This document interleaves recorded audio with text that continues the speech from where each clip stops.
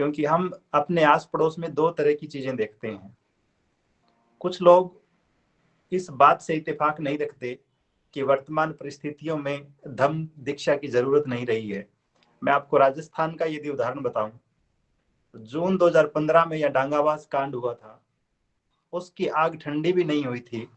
कि थोड़े दिनों बाद जोधपुर जिले के सांवरिज गांव में कुछ भीलों के झोंपड़े जला दिए गए थे हिरण शिकार की झूठी अफवाह के आधार पर। लोग यहाँ धरने प्रदर्शन में विरोध कर रहे थे, इतने में खबर मिली कि नोखा में डेल्टा मेघवाल की सांस्थानिक हत्या हो गई है। अब लोग वहां जब धरने प्रदर्शन विरोध के लिए पहुंचे, तब सूचना ये मिली कि पाली जिले में किसी एक बस्ती के लोगों ने हमारे ही कुछ लोगों पर इसलिए मारपीट कर दी, उनके साथ मारपीट कर दी क्योंकि वो होली मना रहे थे और हमारे लोग वहां पहुंच गए थे। ऐसे में आप देखेंगे कि ये अंतहीन सिलसिला है इन अत्याचारों का। और बहुत बार मैं एक उदाहरण दिया करता हूं कि आप एक ऐसे घर में रहते हैं जिसकी छत बहुत ही खराब है, आपके सिर पर ईंट पड़ती है किसी एक सदस्य के सिर पर, आप पट्टी करवाने के लिए, उसका इलाज करवाने के लिए हॉस्पिटल लेके जाते हैं, और आदरणीय सुभाष जी पल्लवी एक्यूप्रेशर से, कृपया कैमरा ऑफ कर ले अपना, हमारी छत इतनी कमजोर है कि वहां से एक ईंट निकल के किसी सदस्य के सिर पर पड़ती है, परिवार का मुखिया मरहम पट्टी करवा के लौटता है, जब वापिस आता है तो पता चलता है किसी दूसरे कोने में एक और ईंट किसी दूसरे सदस्य के सिर पे पड़ गई है। और जब आप उसकी पट्टी करवा के, उसका इलाज करवा के लौटते हैं, तब पता चलता है कि फिर किसी और जगह से एक और ईंट किसी तीसरे सदस्य के सिर पे पड़ गई है। और हम उम्र भर इलाज ही करवाते रह जाते हैं, सिर पे पट्टियां करवाते ही रह जाते हैं। ऐसे में बाबा साहब डॉक्टर आम्बेडकर का वो आह्वान बहुत ही महत्वपूर्ण हो जाता है, जब वो कहते हैं कि हमें इस सड़ी गली व्यवस्था को छोड़ देना है, इस छत को उखाड़ फेंकना है, इसकी जगह पे एक नया घर बनाना है जिसकी ईंटें, जिसकी छत इतनी जर्जर न हो। तो व्यवस्था निर्माण अंततः ऐसा ही काम है जहां पे हम एक नए सुंदर घर का निर्माण करने की बात करते हैं, जो बिल्कुल ही सुरक्षित हो, हर एक एंगल से हमारे लिए महताऊ हो, उम्मीदों से भरा हुआ हो, हमारा उत्साह बढ़ाने वाला हो। अब इस काम में युवाओं की क्या भूमिका हो सकती है? मैं तीन चीजों को छोड़ रहा हूँ। आर्थिक क्षेत्र पे बात नहीं कर रहा हूँ, उस पे किसी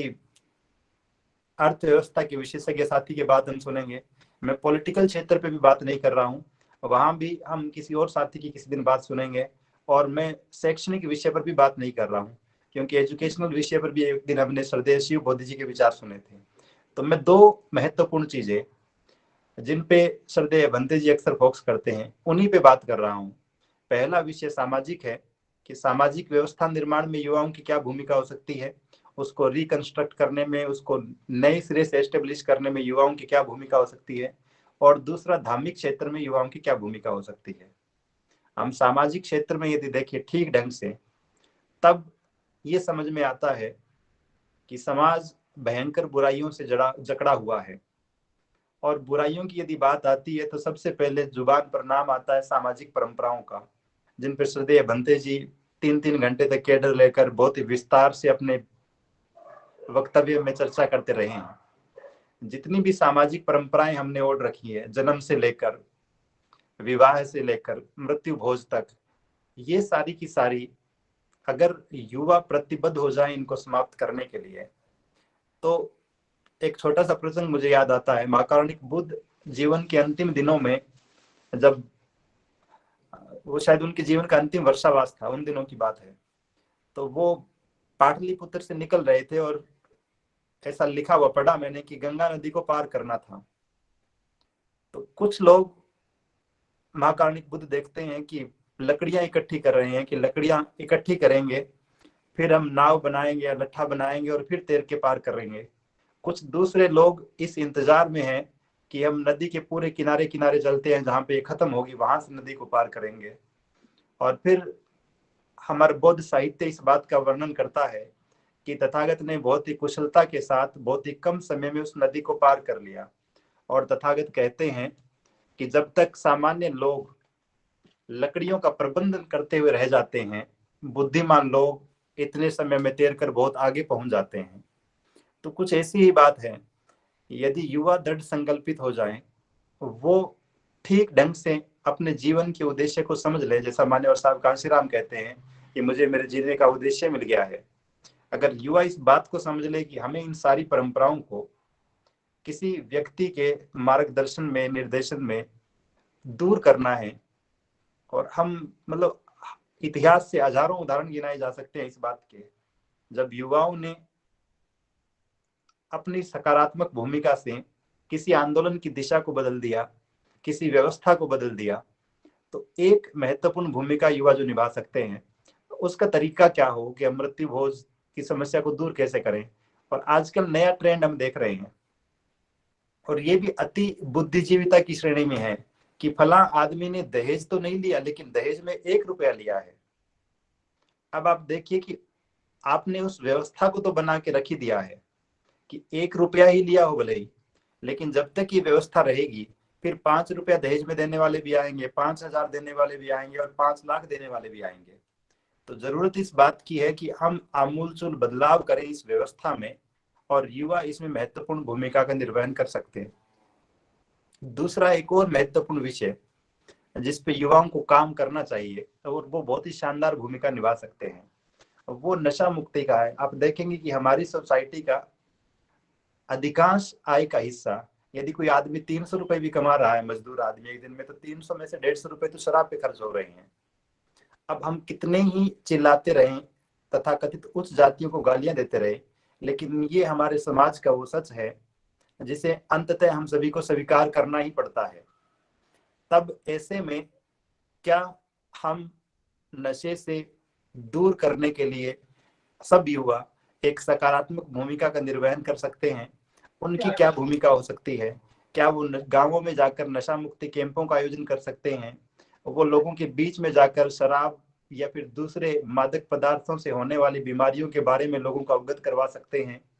वो नशा मुक्ति केंद्र संचालित कर सकते हैं, और इसी तरह की तमाम चीजें युवा उन सब में सार्थक भूमिका का निर्वहन कर सकते हैं। और आप देखेंगे यदि सब लोग दृढ़ संकल्पित होकर इस ट्रैक पे काम करने लगेंगे तो वो दिन दूर नहीं जब समाज नशा मुक्त भी हो जाएगा।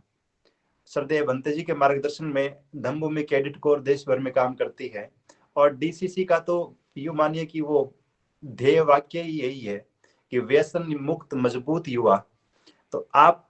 बाबा साहब डॉक्टर अंबेडकर को देखेंगे, उनका जीवन सही मायने में एक लाइन में यदि कहना हो कि क्या संदेश देता है,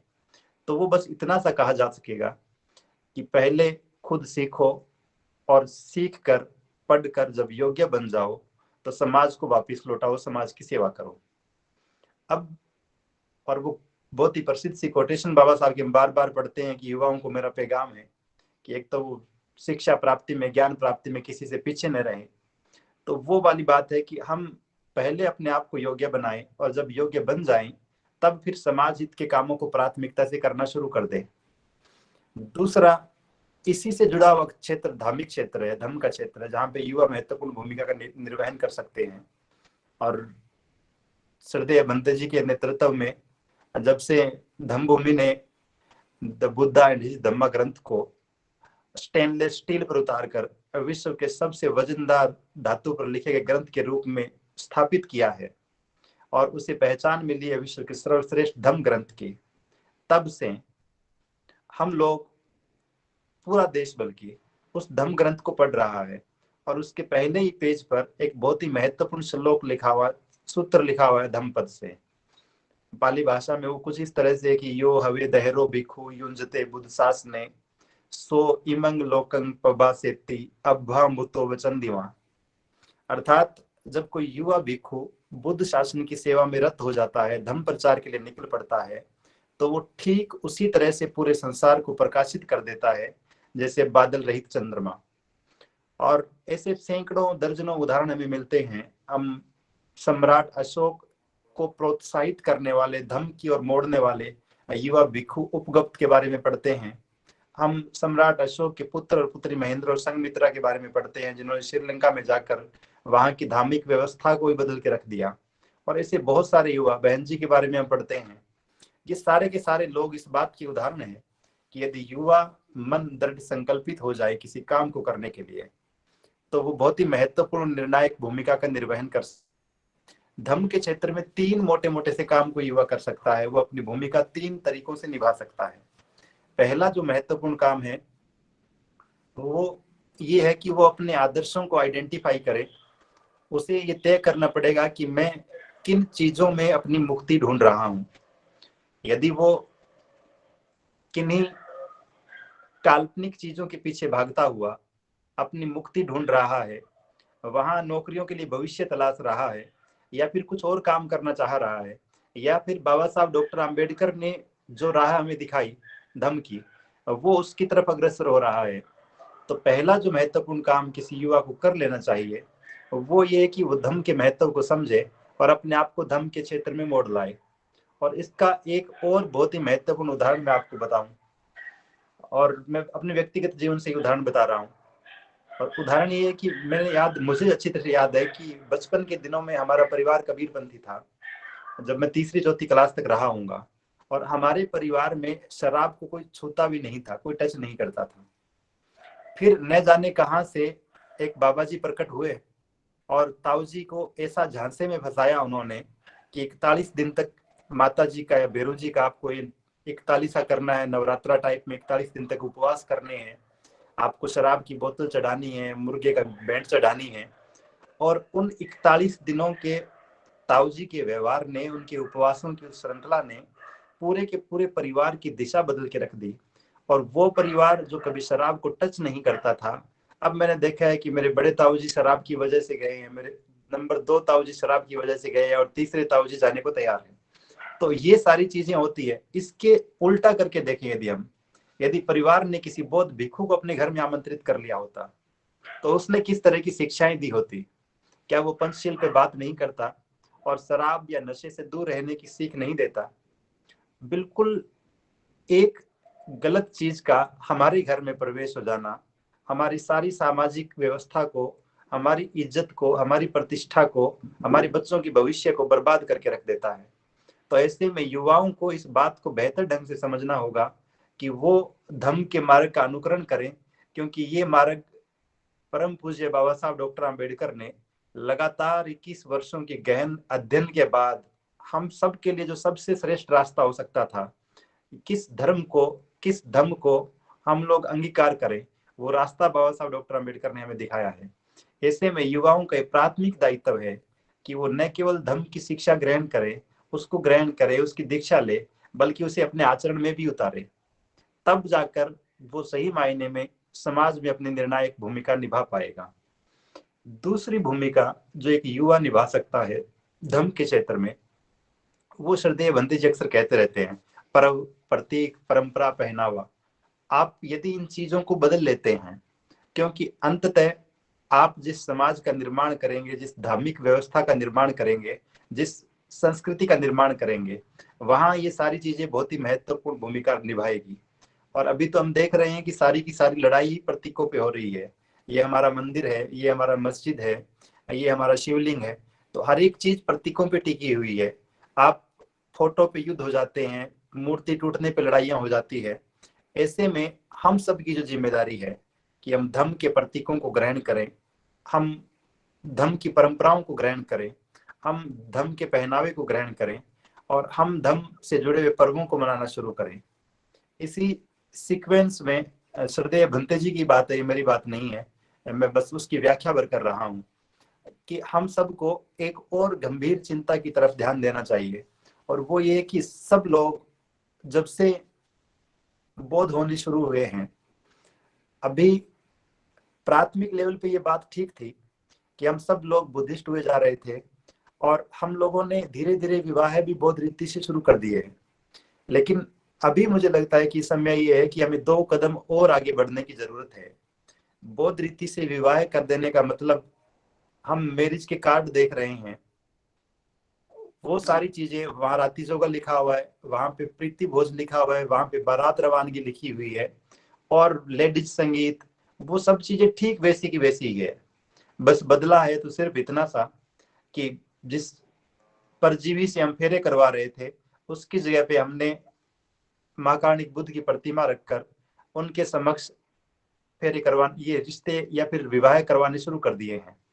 पाणिग्रहण संस्कार का तरीका बदल गया है। लेकिन वो जो व्यवस्था थी, वो जो परंपरा थी, वो नहीं बदली है। दूसरा, और एक और महत्वपूर्ण बात, कि बाबा साहब डॉक्टर अंबेडकर का धर्म की तरफ हम सबको मोड़ने का जो सब सर्वाधिक महत्वपूर्ण उद्देश्य था, वो था जाति विहीन समाज की स्थापना करना। हम पढ़ते हैं जाति का विनाश की पुस्तक में, बाबा साहब डॉक्टर अंबेडकर जाति के खात्मे के लिए 3 चीजों पे बात करते हैं, 3 काम बताते हैं सार रूप में, यदि मैं आपको बताऊं। पहला, सहभोज की बात करते हैं, कि कुछ लोगों को लगता है कि साथ खाना खाने से, उच्च जातीय लोगों के साथ खाना खाने से जाति प्रथा खत्म हो जाएगी, लेकिन बाबा साहब खुद ही इस बात को रिजेक्ट कर देते हैं। दूसरा, बाबा साहब कहते हैं अंतर जातीय विवाह करने से जाति प्रथा खत्म हो जाएगी,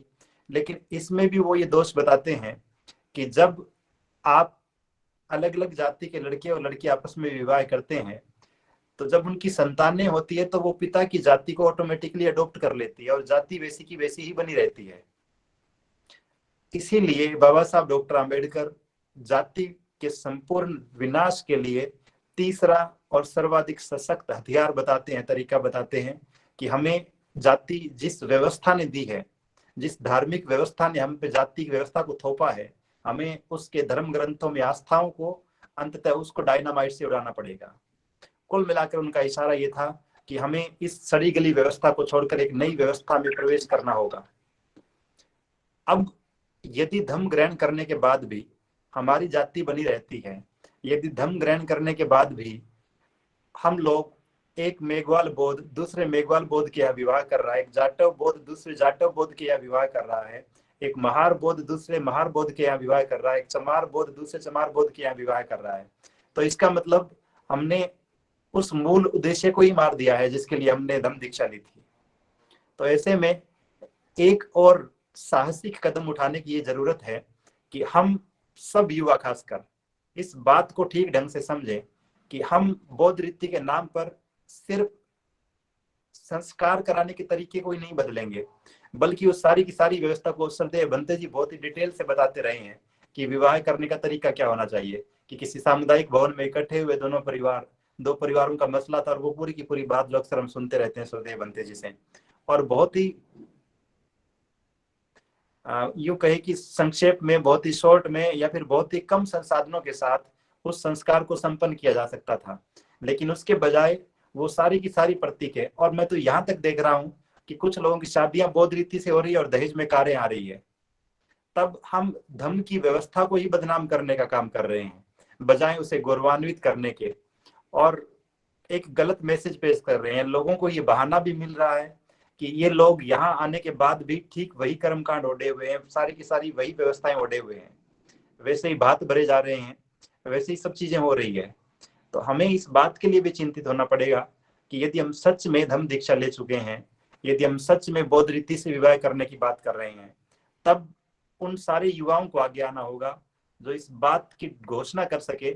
कि हम नई व्यवस्था का मतलब, अपनी व्यवस्था का मतलब, धार्मिक व्यवस्था का मतलब नए सिरे से सारी चीजों को डिजाइन करना है। तब हम उन तमाम व्यवस्थाओं को छोड़ देंगे जो हम पे थोपी गई थी। दूसरा, जब आप विवाह की बात करते हैं तो फिर हमें जातियों से बाहर जाकर भी बौद्ध समुदाय, पूरा का पूरा बौद्ध समुदाय, महाकारुणिक बुद्ध जैसा कहते हैं कि मेरा धर्म जो है वो समुद्र के समान है, वो अलग अलग नदियां आती है और समा जाती है, फिर कोई नहीं बता सकता कि कौन सा पानी किस नदी का है। तो ठीक वैसे ही आज यदि हम 80-90 लोग इस मीटिंग में जुड़े हुए हैं और सबके सरनेम बौद्ध हैं, और हम आपस में व्यवहार करते हैं बहुत ही सज्जनता के साथ, बहुत ही सदाचरण के साथ, एक दूसरे को बिना जाति भेद के, बिना जाति जानने का प्रयास किए, तब तो सार्थकता थी इस निर्णय की। अन्यथा हम लोग घूम घुमाकर फिर उसी पॉइंट पे आके खड़े हो जाते हैं और सुधार की बात फिर निरर्थक हो जाती है। एक दो विषय पे मैंने बात कर ली है कि धर्म के क्षेत्र में युवा क्या भूमिका निभा सकते हैं। पहली भूमिका उनकी ये है कि वो खुद उस चीज को ग्रहण करें, बहुत ही अध्ययनशील होकर जाने समझें, और बाबा साहब जिस ट्रैक पे बुद्ध के धर्म को ले जाने की बात कर रहे थे, उस ट्रैक तक जाकर हम उसको अडॉप्ट करें, पहली बात। दूसरा, हम अपने पर्वों, अपनी परंपराओं, अपने प्रतीकों, अपने पहनावे को बुद्धिस्ट तरीके से दोबारा मॉडिफाई करें, उन्हें रिशेड्यूल करें। और अंतिम जो चीज महत्वपूर्ण है युवा धार्मिक क्षेत्र में जो अपनी महत्वपूर्ण भूमिका निभा सकते हैं, वो है धम्म के प्रचार की भूमिका। इतना पर्याप्त नहीं है कि आप खुद बौद्ध बन गए हैं, आपने बौद्ध पर्वों को, बौद्ध प्रतीकों को ग्रहण कर लिया है और उस हिसाब से आचरण करने लगे हैं। निसंदेह ये बात प्रेरणादायक तो है और आप साधुवाद के पात्र भी हैं, लेकिन जब आप किसी चीज को जान गए हैं तब दूसरों को बता देना, और ये बात हम महाकारुणिक बुद्ध के जीवन से भी देखते हैं कि वहां भी संबोधि प्राप्ति के बाद तथागत भी ये सोच रहे हैं मैं लोगों को बताऊं कि नहीं बताऊं। श्रद्धेय बंते राहुल जी भी बहुत कुछ धम्म के बारे में जानने समझने के बाद अगर खुद तक ही सीमित रख लेते सारी चीजों को और इस महान कार्य को अपने हाथ में न लेते कि हमें धम्मभूमि के माध्यम से लोगों के जीवन को श्रेष्ठ बनाना है, अपनी व्यवस्था का निर्माण करना है, तो न जाने हम जैसे लाखों कितने लोग इस व्यवस्था से वंचित हो जाते और उसी सड़ी गली व्यवस्था का हिस्सा बने हुए रह रहे होते, जीवन यापन कर रहे होते। तो ऐसे में जरूरी ये भी है कि हम युवा आगे आए धम्म प्रचार के लिए और समाज को एक नई दिशा दिखाने का काम करें। धम्म प्रचार के तरीके क्या हो, हम किस ढंग से काम करें, इन सारे विषयों में हमारे मार्गदर्शन के लिए श्रद्धेय भंते जी हमारे बीच 24 घंटे उपलब्ध रहते हैं। तो हमें इनके अनुभव का, इनके मार्गदर्शन का लाभ लेते हुए अधिकतम काम करना चाहिए। तो एक बार पुनः बीआरसी श्रद्धेय भंते जी और आप सभी श्रोताओं के प्रति हार्दिक साधुवाद ज्ञापित करते हुए कि आप सबके माध्यम से